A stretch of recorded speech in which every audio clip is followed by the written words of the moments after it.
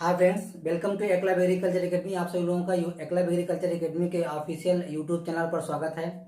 सबसे पहले आप लोगों से मेरा रिक्वेस्ट है कि अगर आप लोग इस चैनल पर नए हैं तो चैनल को सब्सक्राइब करिएगा और बेल आइकन को क्लिक करिएगा, जिससे आपको जो भी वीडियो इस चैनल के माध्यम से अपलोड किया जाए जल्द से जल्द उसका नोटिफिकेशन मिल जाए। ये जो वीडियो अपलोड किया जा रहे हैं बहुत वैल्यूएबल वीडियो हैं, खास करके एग्रीकल्चर वाले छात्रों के लिए। तो वीडियो को जरूर देखें और वीडियो को जो वीडियो बनाया जाता है काफ़ी मेहनत करके बनाया जाता है, तो वीडियो को स्किप ना करें। आपके काम की जानकारी दी जाती है, वीडियो को पूरा अंत तक देखेंगे। और अगर आपको लगता है कि हमारा जो वीडियो है जो बनाया गया है ये हमारे किसी साथी के लिए हेल्पफुल है तो उसको आप शेयर भी कर सकते हैं। और अगर आपके पास कोई एजुकेशनल ग्रुप है उसमें भी शेयर करिए। और एक खास इंपॉर्टेंट बात ये बतानी है कि ऑफलाइन क्लासेस के लिए रजिस्ट्रेशन चालू हो गया है, तो जो भी इच्छुक छात्र हैं वो आके रजिस्ट्रेशन करवा के जल्द ही ऑफलाइन क्लासेस चलने लगेंगी। यहाँ पे जो आपको वीडियो दिए जा रहे हैं वो भी एग्रीकल्चर के ही हैं, लेकिन सारे वीडियो यूट्यूब के माध्यम से नहीं प्रोवाइड किया जा सकता है। तो हम लोग चलते हैं अपने टॉपिक की तरफ। आप लोगों को मालूम, हमारा जो आज का टॉपिक है आईसीआर का अचीवमेंट है, इसकी उपलब्धियां क्या क्या हैं। आईसीआर आप लोगों को मालूम है अपेक्स बॉडी है एग्रीकल्चर की। 1969 में 1929 में इसकी स्थापना हुई थी। और ये जो आईसीएआर है ये भारत में जितने भी एग्रीकल्चर से संबंधित यूनिवर्सिटियां हैं, डीम्ड यूनिवर्सिटियां हैं, उसके बाद केवीके हैं, उसके बाद नेशनल ब्यूरो हैं, ऑल इंडिया कोऑर्डिनेटर है, इन सबको क्या करता है, गवर्न करने का काम करता है। तो इसके अचीवमेंट में हम लोग शुरू करेंगे। इसके पहले का जो हमारा एक वीडियो है उसका नोटिफिकेशन हम आपको लिंक में दे देंगे। अगर आप उसको नहीं पढ़े तो उसको पहले आप पढ़ेंगे, इसके बाद इस वीडियो को पढ़ेंगे। इसके पहले वाले वीडियो में हमने आपको आईसीआर के हिस्ट्री के बारे में बताया था, जो कि इसका इतिहास है, आईसीआर का स्थापना कब हुई थी, उन सब चीजों के बारे में। और आज के इस वीडियो में हम आपसे बात करेंगे अचीवमेंट का, आईसीआर की उपलब्धियां कौन कौन सी हैं उसके बारे में डिस्कशन करेंगे। तो हम लोग ज्यादा समय व्यतीत न करते हुए स्टार्ट करते हैं आईसीआर के उपलब्धियों के बारे में। प्रत्येक पॉइंट को आपको ध्यान से पढ़ना है और कॉपी पेन लेकर बैठना है। जो भी चीजें यहाँ पे लिखवाई जा रही हैं सारी चीजें एक ही जगह नहीं मिलेंगी आपको, मैंने अलग अलग जगह से उसको इकट्ठा किया है, फिर आपको यूट्यूब के माध्यम से एक ही लेक्चर में प्रोवाइड करवा रहे हैं। तो आपको पूरा का पूरा एक सीरीज में इसको लिख लीजिएगा। तो स्टार्ट करते हैं। हमारा जो पहला अचीवमेंट आईसीआर का है वो क्या है, इस्टेब्लिशमेंट ऑफ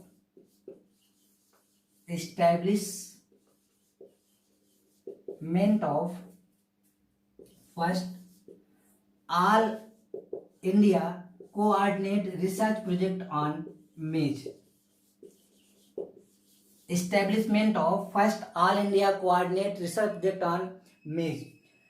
एक क्वेश्चन, पहला तो क्वेश्चन पूछा था कि सबसे पहले all India coordinate research project किस क्रॉप पे चालू किया गया था, स्टार्ट किया गया था, तो उसका आंसर क्या हो जाएगा, उसका आंसर हो जाएगा मेज।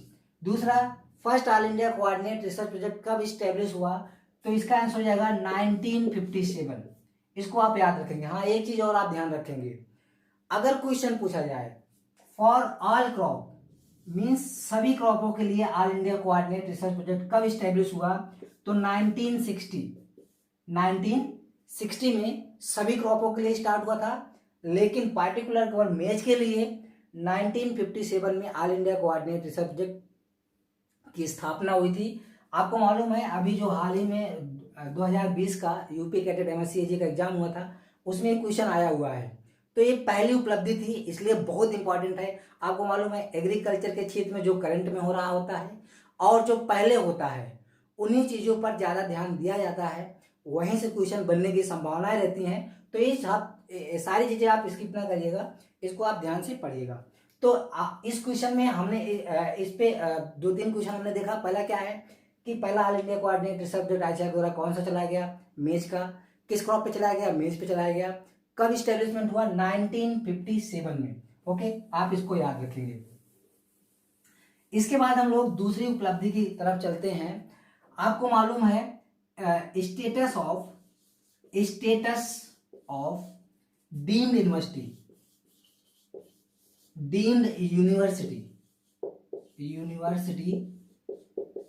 Status of deemed university IARI was accorded by ICAR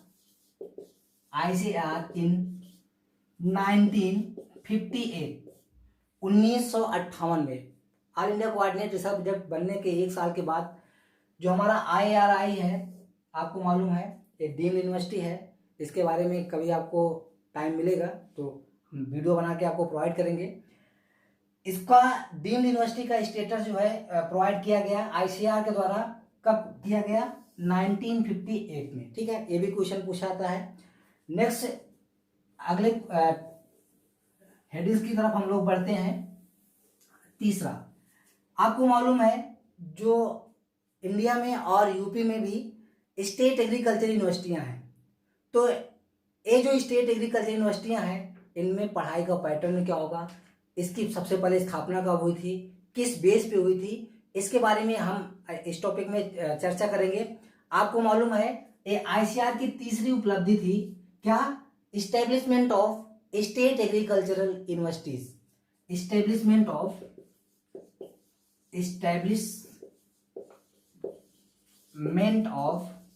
first state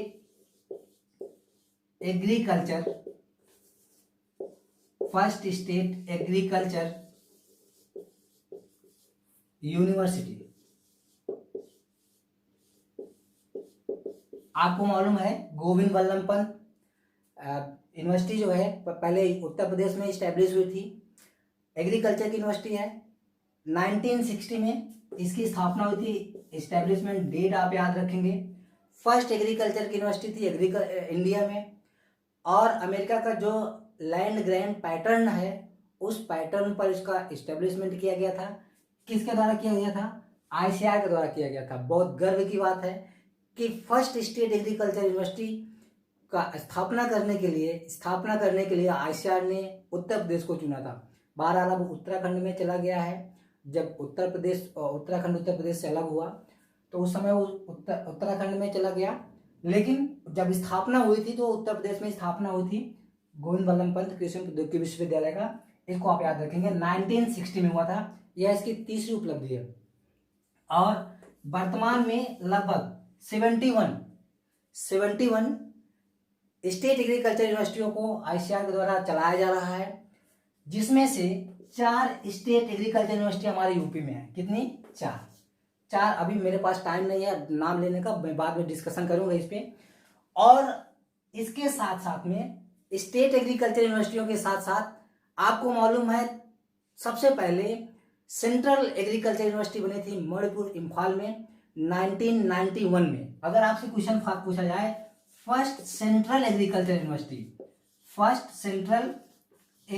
university तो 1991 में मणिपुर इम्फाल में बनाया गया था।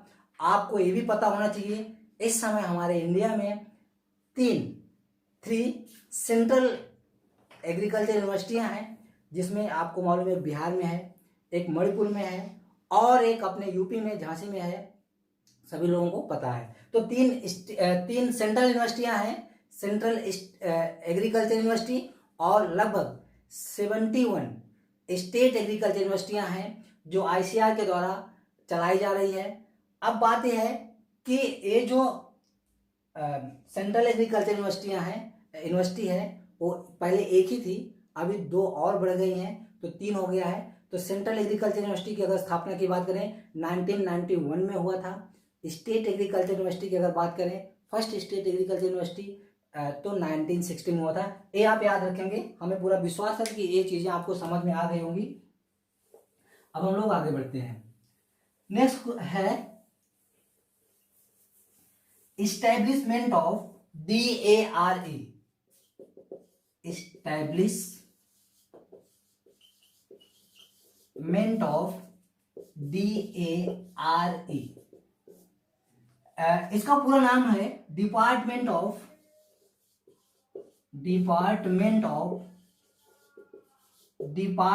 Of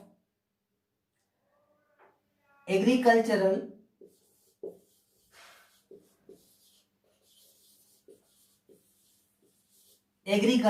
research research education. ये भी बहुत इंपॉर्टेंट है, क्वेश्चन पूछा आता है कि DRE, जिसको डेयर कहते हैं, की स्थापना कब हुई थी? तो 1973 में इसकी स्थापना हुई थी। तो नेक्स्ट हम लोग अगले हेडिंग की तरफ चलते हैं। जो इसका चौथा अचीवमेंट था ICAR का, मोस्ट इंपॉर्टेंट अचीवमेंट था, fourth, establishment of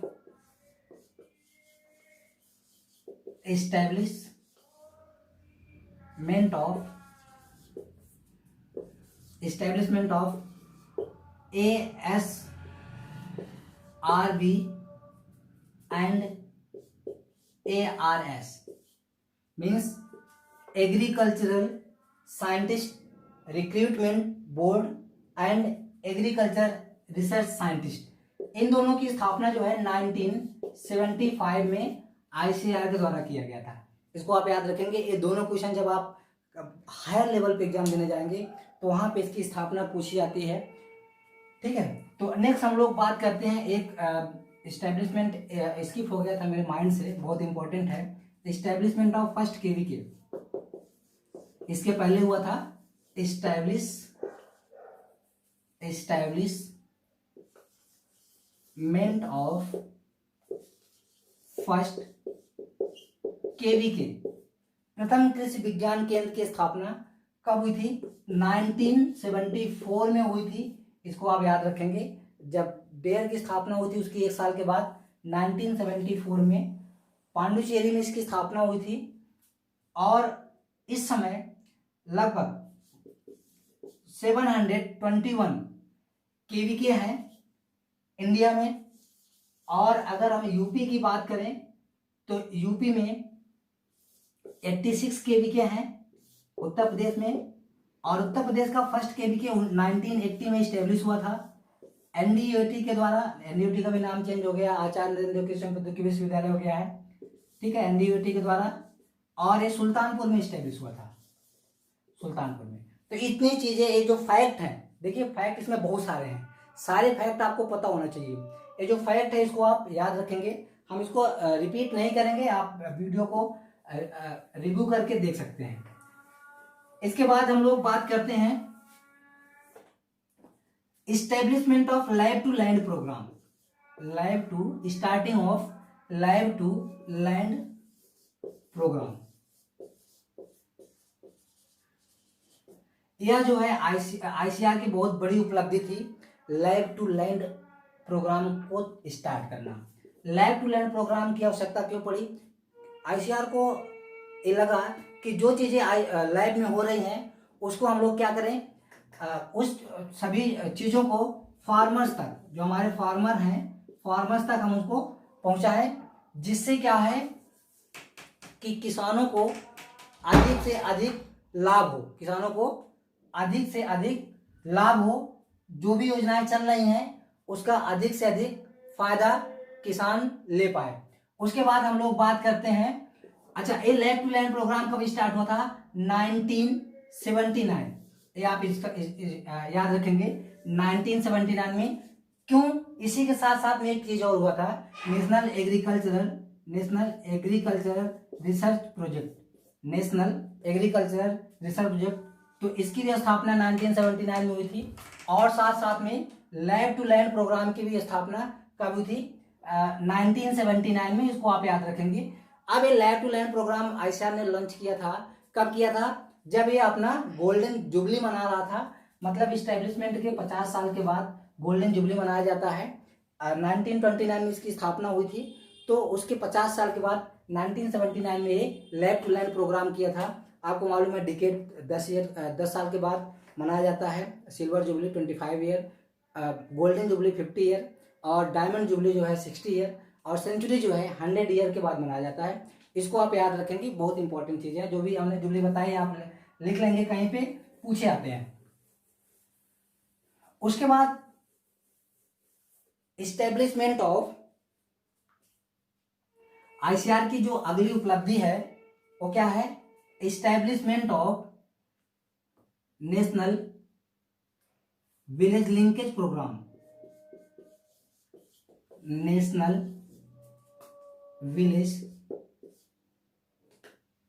village linkage programme.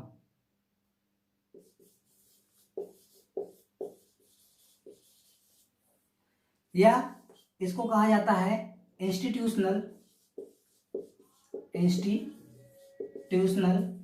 Village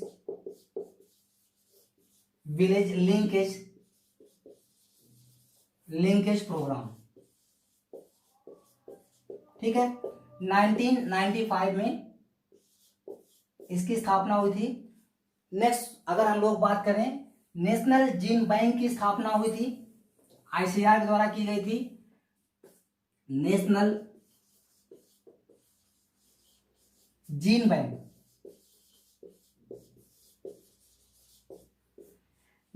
bank को स्थापित करने का उसका मुख्य उद्देश्य था कि जो हमारी विभिन्न प्रकार की फसलें हैं उनके जो जीन है उसको अपने यहाँ स्टोर रखें, एडवर्स कंडीशन में उसे क्रॉस करके अलग प्रकार की जो विभिन्न प्रकार की वैरायटियां डेवलप की जा सके। ठीक है, तो नेशनल जीन बैंक का हेडक्वार्टर जो है वो न्यू दिल्ली में है और इसकी स्थापना 1996 में हुई थी। इसको भी आप याद रखेंगे। ठीक है, उसके बाद आपको मालूम है नेशनल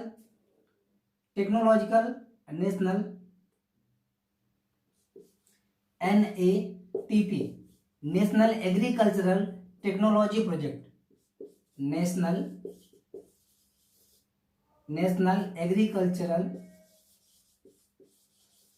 एग्रीकल्चरल